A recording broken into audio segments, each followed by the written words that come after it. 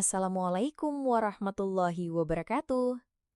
Halo teman-teman semuanya, selamat datang kembali di channel kami. Terima kasih sudah meluangkan waktu untuk mampir dan mendukung karya-karya kami. Semoga kalian semua selalu diberi kesehatan, lapangan rezeki, dan perlindungan dari segala hal buruk. Buat kamu yang baru pertama kali datang, selamat bergabung. Jangan lupa klik subscribe, nyalakan loncengnya, dan bantu kami terus tumbuh dengan dukunganmu. Karena setiap cerita yang kami hadirkan dibuat dengan sepenuh hati, khusus untuk kalian yang mencintai keluarganya di rumah. Ahmad Sururi, anak biasa yang kini jadi abdi negara di tanah Borneo. Tak ada yang menyangka, pemuda sederhana bernama Ahmad Sururi yang dulu hanya bermimpi bisa menjadi abdi negara, kini benar-benar menginjakan kaki sebagai CPNS di tanah perantauan Kalimantan Barat. Di balik senyumnya, tersimpan puluhan malam belajar tanpa tidur, puluhan kegagalan yang membuatnya nyaris menyerah. Tapi Sururi bukan tipe yang mudah mundur. Setiap pagi, Sururi bangun lebih awal dari siapapun. Ia belajar, bekerja, dan terus berdoa. Ketika orang lain asyik bermain, ia sibuk menghafal materi. Saat teman-temannya mulai ragu, Sururi tetap percaya. Kalau bukan sekarang, kapan lagi? Begitu katanya. Tes CPNS bukan hanya soal otak, tapi juga soal sabar dan keteguhan hati. Hingga suatu hari, layar ponselnya menampilkan hasil yang selama ini ditunggu. Tangannya gemetar, matanya berkaca-kaca. Lulus, ditempatkan di Kalimantan Barat. Dalam hati ia bersyukur, tapi juga terdiam. Perjalanan barunya akan dimulai ratusan kilometer dari rumah. Hari keberangkatan tiba. Ibunya memeluk erat, matanya tak bisa menahan air mata.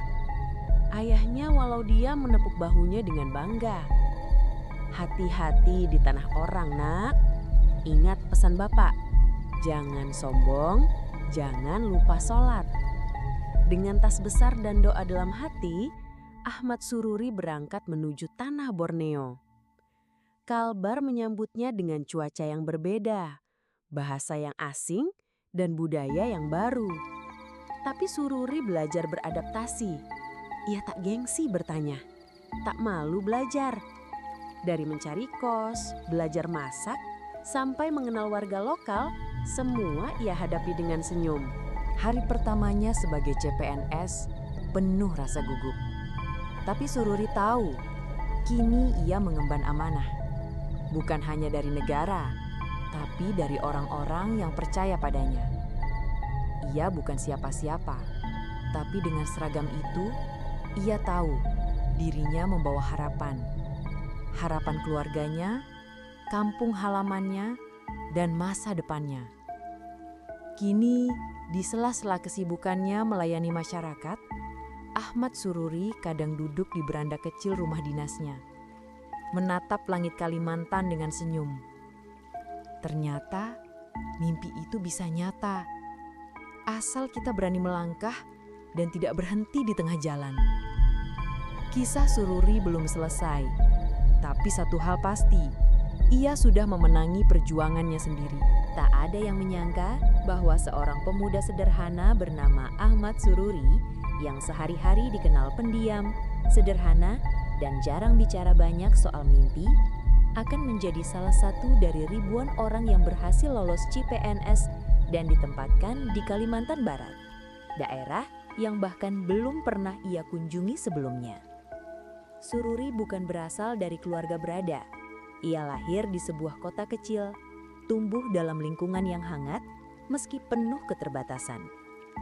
Ayahnya seorang buruh harian lepas, ibunya membuka warung kecil di depan rumah, sekadar untuk membantu memenuhi kebutuhan sehari-hari.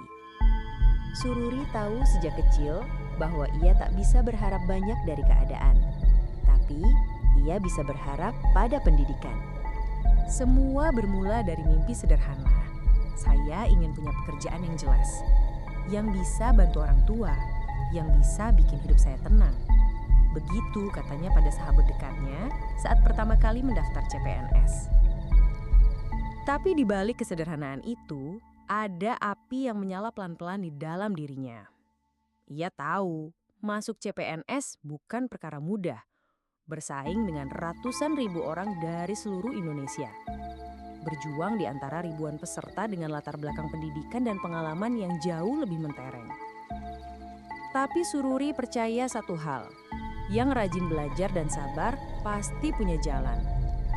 Hari-harinya pun diisi dengan rutinitas yang monoton tapi disiplin. Bangun pagi sebelum subuh, bantu ibunya menata dagangan di warung, lalu mulai belajar dari pukul 7 pagi hingga siang. Sorenya, ia bekerja serabutan sebagai ojek online dan kadang ikut membantu di warnet temannya hanya untuk menambah uang beli kuota dan fotokopi soal-soal latihan. Sambil menunggu pengumuman formasi CPNS, Sururi menyiapkan diri sepenuh hati. Ia mencetak ribuan halaman soal. Semua yang bisa ia unduh dari internet. Tak ada bimbel mahal, tak ada guru privat. Hanya tekad, kopi hitam, dan lembar demi lembar soal yang hampir ia hafal di luar kepala. Banyak orang menganggapnya terlalu serius, bahkan aneh. Sur, hidup itu bukan cuma soal CPNS bro, santai aja dulu, kata temannya suatu hari.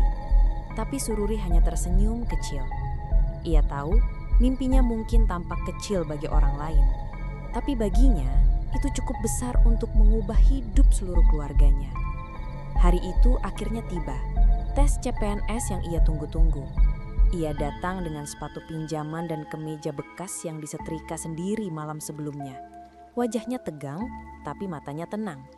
Ia tahu ia sudah menyiapkan diri dengan maksimal. Saat memasuki ruang ujian, ia menggumam pelan. Bismillah, tak lebih, tak kurang. Dan ketika hasil diumumkan beberapa minggu kemudian, hatinya hampir berhenti berdetak. Tangannya gemetar memegang ponsel. Ia tak bisa langsung membaca hasil pengumuman. Berkali-kali ia tarik nafas dalam-dalam sebelum akhirnya membuka halaman itu. Lulus. Penempatan Kalimantan Barat. Ia terdiam, tak langsung bersorak. Hanya menatap layar ponsel itu selama beberapa detik. Lalu perlahan, air matanya menetes. Bukan karena sedih, tapi karena lega. Karena perjuangannya selama ini diam-diam didengar Tuhan.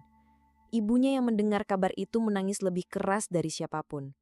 Ia memeluk Sururi dan berulang kali berkata, "Alhamdulillah nak, akhirnya doa ibu terkabul." Ayahnya yang biasa diam saja, hanya menepuk bahunya pelan lalu mengangguk. Dalam tatapannya, ada kebanggaan yang tak bisa dilukiskan dengan kata. Namun di balik rasa syukur itu, ada satu kenyataan yang membuat hati Sururi kembali diuji. Ia harus pergi jauh.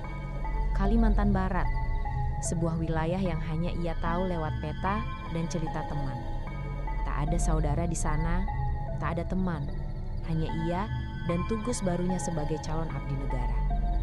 Banyak yang bertanya, "Berani kamu ke sana sendirian?" Tapi Sururi menjawab dengan mantap, "Saya sudah cukup lama hidup dalam kekurangan. Sekarang saatnya saya belajar menghadapi ketidakpastian. Dimanapun ditempatkan, saya jalani. Toh saya berjuang sendiri, maka saya juga harus berani melangkah sendiri." Hari-hari menjelang keberangkatannya dipenuhi dengan perpisahan kecil. Ibu menyiapkan makanan kesukaan Sururi, walau sederhana. Tetangga-tetangga datang sekedar mendoakan. Dan beberapa teman dekat menyelipkan pesan-pesan semangat, meski tahu mereka mungkin jarang akan bertemu lagi. Sebelum berangkat, Sururi berdiri di depan rumah, menatap ke sekeliling. Rumah kecil dengan dinding kayu, warung kecil ibunya, motor tuanya yang sudah menemaninya bertahun-tahun. Ia menatap semuanya, mencoba merekam dalam ingatannya. "Terima kasih," gumamnya. Bukan hanya kepada orang-orang, tapi juga kepada masa lalunya.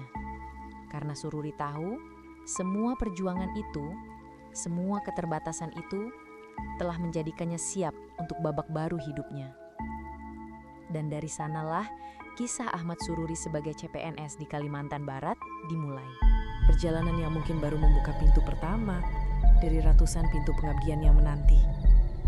Proses menuju kata lulus CPNS bukanlah jalan singkat yang lurus dan mulus. Bagi Ahmad Sururi, setiap langkah yang ia lalui adalah gabungan dari rasa lelah, ragu, dan keyakinan yang terus diuji waktu demi waktu.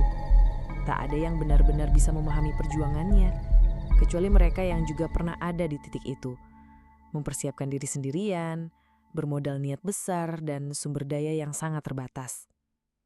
Setelah pengumuman formasi keluar, Sururi mulai menyusun strategi belajarnya. Ia bukan lulusan kampus ternama, dan tak memiliki akses ke bimbingan belajar mahal seperti sebagian pesaingnya. Tapi ia percaya satu hal, usaha yang konsisten, meski kecil, akan membawanya ke tempat yang besar. Setiap pagi, ia memulai hari lebih awal dari biasanya. Setelah membantu ibunya menyiapkan dagangan di warung, ia akan membuka laptop tuanya yang layarnya sudah retak di sisi kanan dan mulai mengerjakan soal-soal latihan. Internet sering putus nyambung, tapi ia tetap bertahan, bersabar, menyimpan materi dari warnet agar bisa dipelajari secara offline saat malam tiba. Di dinding kamarnya, ia tempelkan catatan kecil. Kerja kerasmu hari ini adalah hidup tenang keluargamu besok. Kalimat itu menjadi semacam pengingat harian, semacam doa yang tak diucap keras-keras, tapi terasa hidup di hati.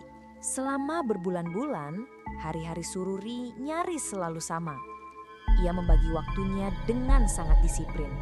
Belajar, bekerja, lalu belajar lagi. Tidak jarang ia tidur hanya 3 jam semalam. Beberapa kali tubuhnya tumbang karena kelelahan, tapi ia selalu bangkit kembali. Ia tahu, jika ia berhenti sekarang, semua pengorbanan itu akan sia-sia. Di tengah perjuangan itu, rasa ragu pun datang. Ia sempat merasa tak sanggup bersaing. Melihat orang lain memamerkan hasil tryout sempurna, atau mereka yang bercerita sudah ikut seleksi berkali-kali, tapi Sururi selalu memilih diam. Ia tidak ingin sibuk membandingkan. Ia hanya ingin sibuk memperbaiki. Ada masa ketika semangatnya benar-benar diuji. Saat itu, di minggu-minggu menjelang ujian, ayahnya jatuh sakit. Penghasilan keluarga terhenti. Sururi nyaris membatalkan niatnya untuk ikut ujian dan memilih tetap bekerja. Tapi ibunya menahannya. Sururi, ini mungkin kesempatan kamu satu-satunya. Kalau kamu pergi ujian, kamu bawa doa bapak dan ibu. Jangan pikirkan yang di sini. Kami akan baik-baik saja. Kata-kata itu seperti suntikan semangat yang tak ternilai. Dengan sisa tabungan seadanya, ia berangkat ke lokasi ujian yang jaraknya ratusan kilometer dari rumah. Ia menumpang bus malam, tidur di kursi tunggu terminal, dan sarapan hanya dengan roti isi seadanya. Tapi wajahnya tetap cerah, karena baginya bisa duduk di ruang ujian itu saja sudah kemenangan kecil. Dan saat hari tes tiba, ia masuk ruang ujian dengan tenang. Bukan karena merasa paling siap, tapi karena tahu ia telah melakukan segalanya dengan jujur dan maksimal. Di layar komputer, pertanyaan datang bertubi-tubi, tapi jari-jarinya tidak gemetar. Ia memilih dengan hati-hati, ingatan akan latihan soal selama berbulan-bulan seperti muncul kembali satu persatu. Usai ujian, ia tidak banyak berharap. Ia hanya berdoa, jika ini jalan terbaik, permudahlah. Jika belum, jangan patahkan semangatku. Beberapa minggu kemudian, saat pengumuman itu datang dan namanya tertera dalam daftar yang lulus, Sururi tidak langsung bersorak. Ia hanya menunduk lama, lalu tersenyum kecil. Karena ia tahu, ini bukan garis akhir, ini baru garis mulai. Kalimantan Barat. Nama itu kini bukan lagi sekedar provinsi yang ia baca di peta, tapi akan menjadi tanah pengabdiannya. Tanah tempat ia membuktikan bahwa kerja keras, kesabaran, dan doa yang terus hidup bisa membuka jalan menuju hal-hal besar. Terima kasih sudah menyimak sampai akhir video ini. Setiap kisah yang kami bagikan bukan sekedar cerita, tapi jejak dari mereka yang pernah ada dan mungkin masih ingin didengar. Jangan lupa untuk terus mendukung channel ini dengan subscribe, like, dan komentar kalian. Satu dukungan dari kalian adalah satu langkah agar cerita-cerita kelam ini tidak tenggelam begitu saja. Sampai jumpa di cerita berikutnya. Wassalamualaikum warahmatullahi wabarakatuh.